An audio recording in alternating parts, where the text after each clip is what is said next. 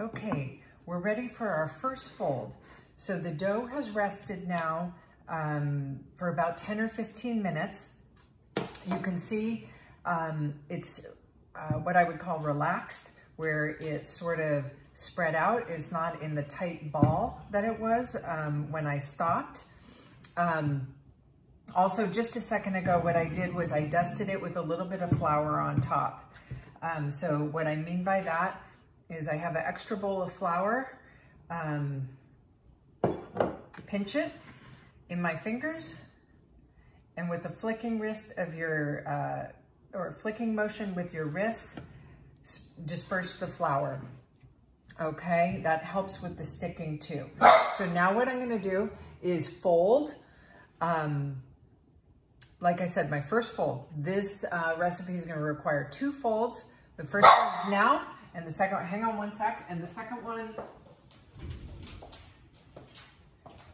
sorry guys for the interruption. The second fold will be within the first hour of fermentation, okay? So for the fold, again, I take my hand down, I reach under, grab the dough on the bottom, and fold it over the top, okay? So as I turn the container, I'm folding the dough from the bottom to the top. You don't want to do this a lot. You want to make it all the way around so that the dough is turned on top of itself. And then, after you've done that, we're gonna let it rest again.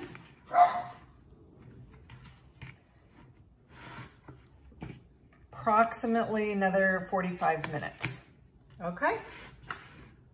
Cover it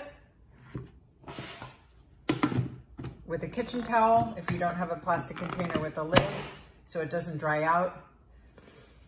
And then we'll do our second fold. Okay, we're ready to do our second and final fold. It's been about 45 minutes. The dough, once again, has expanded and relaxed. So it sort of oozes down and fills the base of the container.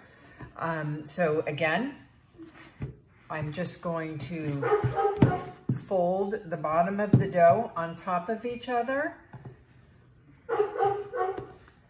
Sorry for the interruption of my dogs, guys. I might have to stop and open the door. Hang on.